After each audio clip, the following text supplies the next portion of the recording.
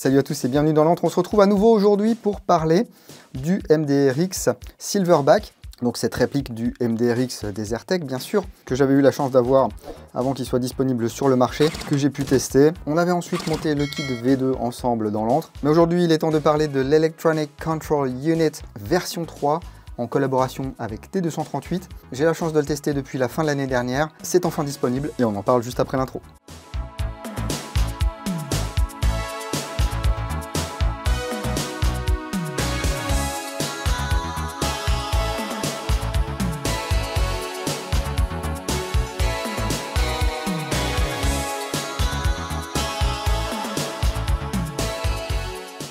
Donc tout d'abord, merci beaucoup à toute l'équipe de Silverback pour m'avoir fait confiance. C'était dur de ne pas vous en parler de cette ECU version 3 parce que il est sympa hein, quand même. Il va ajouter beaucoup de fonctions à notre MDRX. Et avant toute chose, j'aimerais vous dire comment vous le procurez. Alors vous pourrez vous le procurer certainement en l'achetant, mais si vous êtes déjà possesseur d'un MDRX version 1 ou version 2, il y a un formulaire à remplir pour recevoir cette ECU version 3 de manière totalement gratuite. Et on va donc remplacer l'Electronic Control Unit d'origine. Alors il y en a quelques-uns qui ont cramé pour diverses raisons. Celui-ci d'ailleurs, il est cramé, hein. C'est le tout premier que j'ai eu. Il a tenu quelques mois et puis du jour au lendemain, il n'a plus fonctionné. J'ai jamais su pourquoi. J'ai eu un exemplaire de remplacement qui lui a tenu le coup. Et puis en fin d'année dernière, Silverback m'a envoyé l'ECU V3 afin que je puisse le tester. Donc vous verrez pendant la vidéo, il y a quelques options que j'ai et que vous n'aurez pas sur votre ECU version 3, tout simplement parce qu'il n'y a pas besoin d'avoir tous les réglages sur la version finale. Le but là, c'était vraiment de tester plein de choses et de déterminer ce qu'il fallait garder et ce qui n'était pas nécessaire. Vous pouvez trouver le manuel d'utilisation de cette ECU sur le site de Silverback en PDF. Moi, je l'ai imprimé hein, parce que ça me permet de vous le montrer.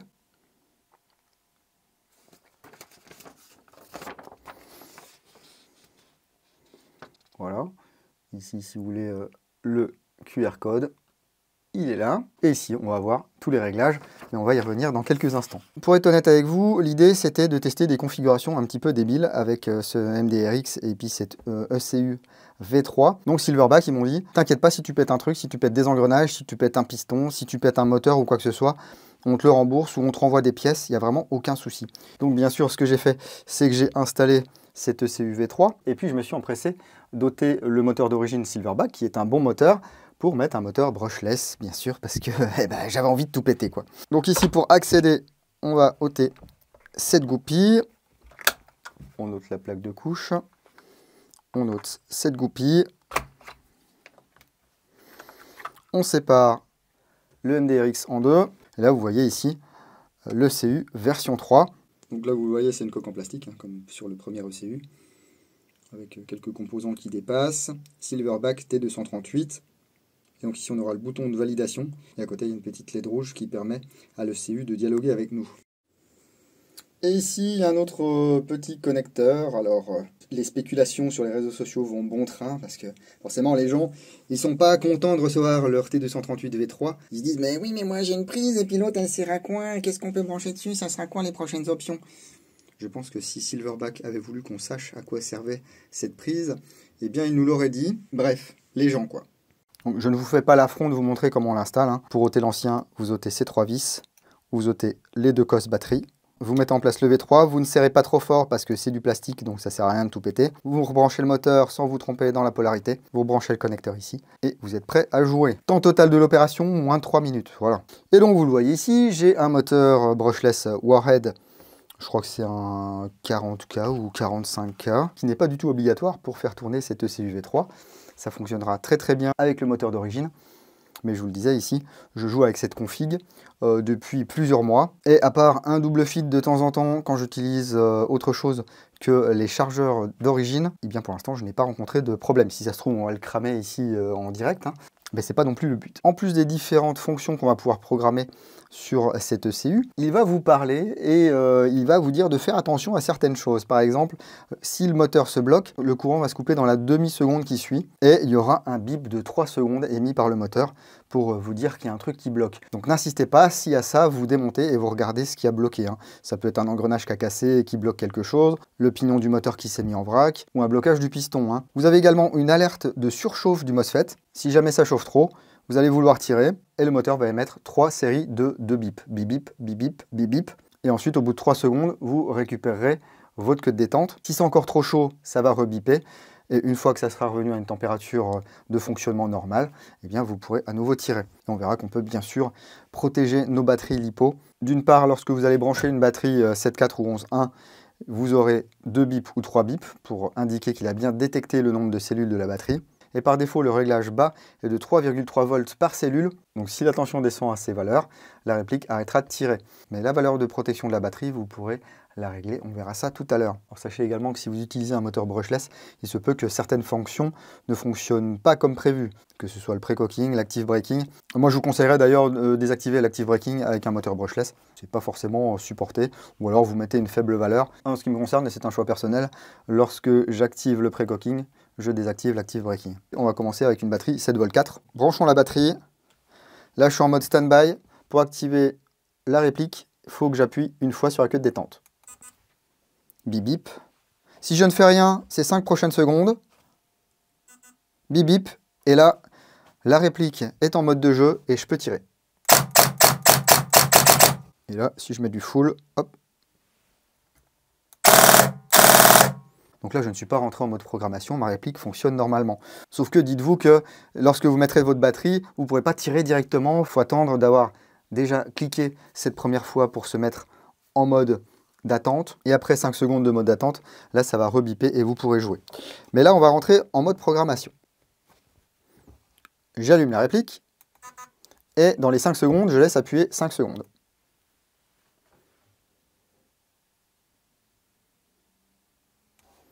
Voilà, donc là, j'ai ici ma LED.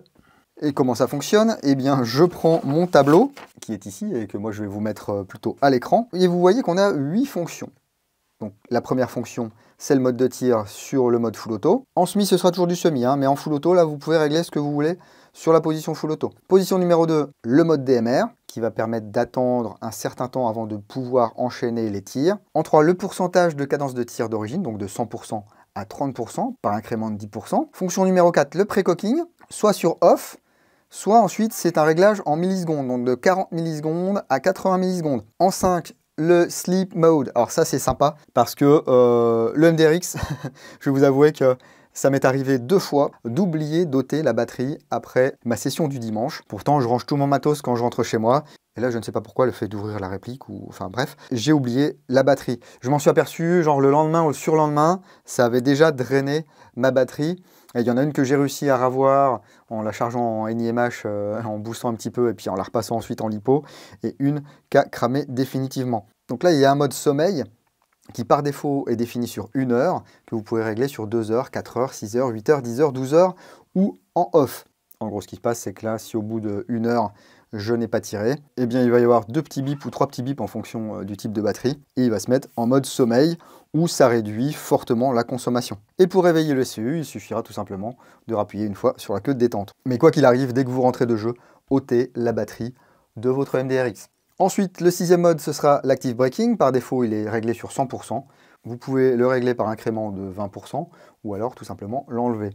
En 7, la protection de batterie, par défaut 3V3, que vous pouvez régler à 3V2, 3V1, 3V, ou tout simplement ôter la protection de batterie. Vous vous souvenez, sur celui-ci, souvent il fallait mettre un petit jumper ici, justement pour désactiver la protection de batterie, parce que lui, il était un petit peu, comment dire, sous-polé, et il fallait vraiment des batteries assez balèzes et bien chargées pour qu'il fonctionne, et il fonctionnait en général pas très longtemps, parce que ça pompait pas mal de jus. Et bien là, pendant mes nombreux essais, quelle que soit ma batterie, qu'elle soit neuve, ancienne, un peu déchargée, chargée à bloc, 11.1, 7.4, j'ai jamais eu aucun souci. Et en 8, ça sera la lecture de la mémoire, ce qu'on appelle la lecture de la mémoire, donc pour compter les coups tirés et pour regarder les différentes valeurs des programmes. Une chose encore pour les personnes qui voudraient utiliser des brushless, Silverback déconseille d'utiliser des batteries au-delà de 7V4 et à l'intérieur d'utiliser plutôt des configurations high torque plutôt que des configurations high speed. Alors est-ce qu'on est toujours en mode programmation? Si j'appuie là, ça fait quoi? Eh oui, vous voyez ici, ça s'allume. 3, 4, 5, 6, 7, 8. Je reviens sur 1. Ce que je regrette un petit peu, c'est qu'il n'est pas implémenté, en tout cas sur mon modèle, le nombre de bips. Moi, j'aurais bien aimé que, comme sur d'autres modèles, quand je suis en fonction numéro 1, eh bien j'ai un bip. Fonction numéro 2, 2 bips. 3 bips, 4 bips, jusqu'à 8 bips, vous voyez ce que je veux dire? Parce qu'au bout d'un moment, bah, je peux me mélanger les pinceaux, je sais pas trop où j'en suis. Bah, ce que je vais faire, c'est que je débranche, je rebranche et je me mets en mode programmation.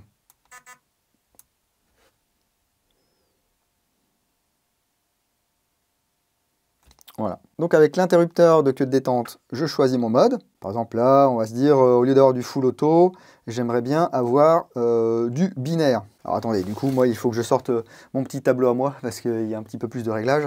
Moi, binaire, c'est 11, du coup, c'est pas 6. Donc là, pour valider, j'appuie là.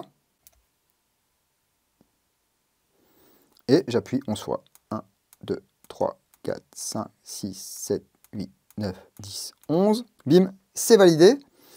Et donc maintenant, j'ai mon semi.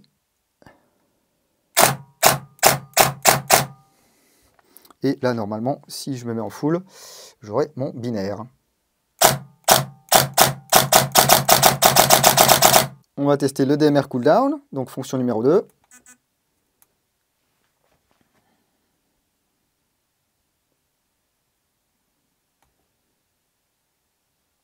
Un, 2. Je valide. On va mettre 2 secondes, donc il faut que j'appuie 5 fois. Je valide. Et là, donc, en semi, je tire. Et là, il ne se passe rien. Voilà.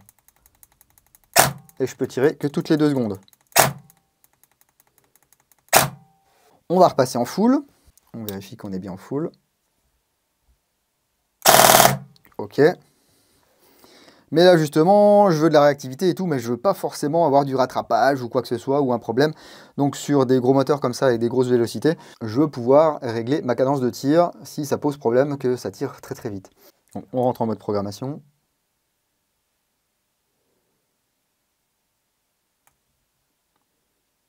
Voilà. 1, 2, 3. Je valide. On va descendre à 50%. Voilà, moi je dois appuyer 11 fois. Mais vous, vous devez appuyer 6 fois pour avoir ça. Hop, je valide. Et là, vous allez voir, normalement, on a réduit la cadence de tir de 50%.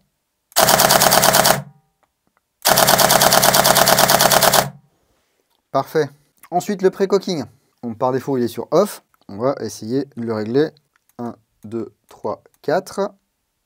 Hop, je valide. On va mettre déjà 60 millisecondes. On va voir ce que ça donne. 1, 2, 3, 4, 5, 6. Je valide. Voyons voir combien de fois ça tire.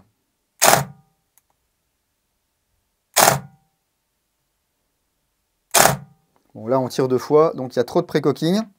Alors, on s'était mis à 60, on va se mettre à 50. 1, 2, 3, 4.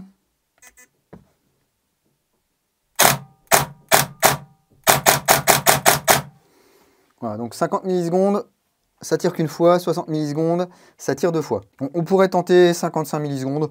Là, on ne va pas le faire. Lorsque vous rentrez chez vous le soir et que vous ôtez la batterie, profitez-en pour ici. Appuyer sur l'anti-retour. Voilà. Et détendre le ressort.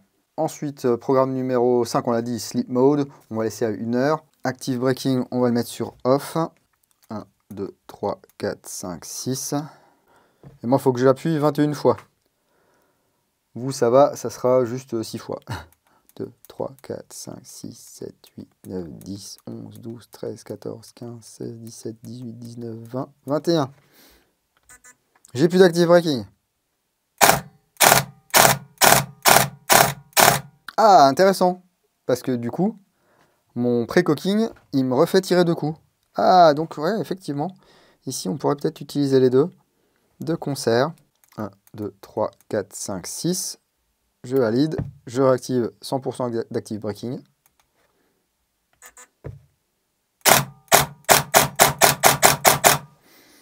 Ok.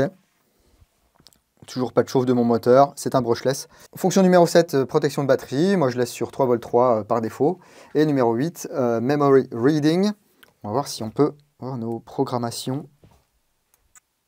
1, 2, 3, 4, 5, 6, 7, 8. 1, 2.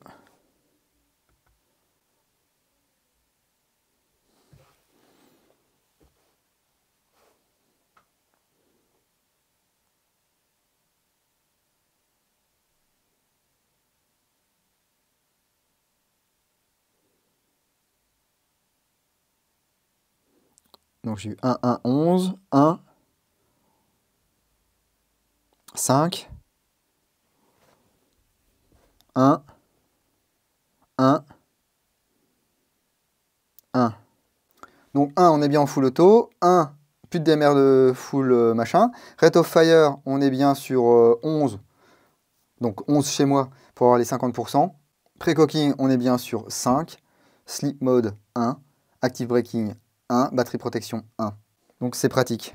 Si malgré l'option numéro 8, qui vous permet de voir quel réglage vous avez déterminé sur votre MDRX, imaginez que vous voulez tout remettre à zéro, mais sans passer par toutes les programmations, et bien lorsque vous êtes en mode jeu, appuyez sur le bouton de l'ECU pendant 5 secondes, et ça remettra les valeurs d'origine. Alors sur votre exemplaire, moi ça ne le fait pas sur le mien, alors est-ce que c'est quelque chose qui a été implémenté après?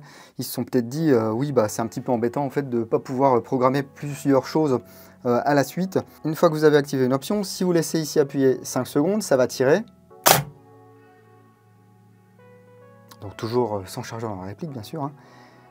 Et là, au bout de 5 secondes, normalement, vous rentrerez à nouveau en mode programmation. Voilà. Si ça vous arrive en jeu, pour une raison ou pour une autre, je ne sais pas, où vous êtes coincé dans des branches, ou vous êtes resté crispé sur votre queue de détente, et vous avez activé le mode programmation, là par contre, il faudra débrancher et rebrancher la batterie. Bon, on peut utiliser, si vous voulez, une batterie 11 volts 1, même si c'est déconseillé. Bip bip bip, voilà. Par contre, là, j'aurais peut-être... merci. J'aurais peut-être un double tir, étant donné qu'on a réglé le pré-cocking pour une 7 volt 4. Ah non, ça va. Et en full, alors là, on est toujours à 50%, je crois. Ouais, on va se remettre à 100%, les gars. Bon, pour être honnête avec vous, je ne joue jamais en full avec ce MDRX, donc ça m'intéresse pas forcément d'avoir du full. En gros, moi ce que j'avais fait, c'est qu'avant de recevoir justement cette V3, je jouais avec le petit switchboard là, semi-only. Comme je suis à 380-390 FPS avec mon MDRX, ça me permettait de pas switcher sans faire exprès en mode full, et puis mettre une rafale à 390 sur un copain. Surtout que sur notre terrain, c'est interdit hein, au-delà de 350 FPS. Mais là, ça me permet quand même d'avoir une bonne réactivité. Voilà, mais globalement, si vous utilisez le moteur d'origine, ça fonctionne déjà très très bien. Vous n'êtes pas obligé d'aller vous mettre un brushless là qui risque de tout péter. Dans mon cas, c'était vraiment dans le cadre des tests en collaboration avec Silverback. Donc si vous mettez un brushless et que vous cassez tout, n'allez pas vous plaindre à Silverback et lisez bien sûr le manuel. J'espère que cette vidéo vous en a appris un petit peu plus sur cette ECU V3 pour le MDRX Silverback, qui est donc offert. Je vous mets le lien dans la description de la vidéo si vous voulez aller remplir le formulaire. Il vous suffit de mettre vos coordonnées, de prendre une photo avec votre MDRX, avec la date, le numéro de série, votre nom, et puis il vous envoie ça. Normalement, vous l'avez entre une semaine et 15 jours après, quoi. Je trouve ça très très cool de la part de chez Silverback. Il y a beaucoup de gens qui se sont plaints de ce MDRX. Il y en a beaucoup qui se sont plaints à tort parce qu'ils ne le possédaient même pas, mais ils ont lu 3 trucs sur les réseaux. Donc ils se sont dit, bah, c'est une réplique de merde. Ben, moi, je peux vous dire que le MDRX, c'est loin d'être une réplique de merde. Et il n'y a pas beaucoup, voire même aucune entreprise qui se propose d'envoyer gratuitement les upgrades à leurs consommateurs. Donc merci beaucoup Silverback. Si cette vidéo vous a plu, n'hésitez pas à mettre le petit pouce qui va bien, ça fait toujours plaisir. Et puis pour d'autres contenus, d'autres vidéos, eh bien abonnez-vous, c'est gratuit et ça vous permet d'en louper le moins possible. Sachant que pour vraiment ne rien louper de ce qui se passe dans l'antre, eh bien vous avez le lien unique désormais qui vous envoie sur tous mes réseaux sociaux, ainsi que sur les liens affiliés, les codes promo et tutti quanti. Merci à tous ceux qui soutiennent l'antre, que ce soit depuis quelques jours ou depuis de nombreuses années. Merci à tous les tipeurs du mois d'août. Prenez soin de vous, si vous allez en jeu le week-end prochain, n'oubliez pas, jouez sérieusement, mais sans vous prendre au sérieux. Et moi je vous dis à bientôt dans l'antre du dingo. Bise.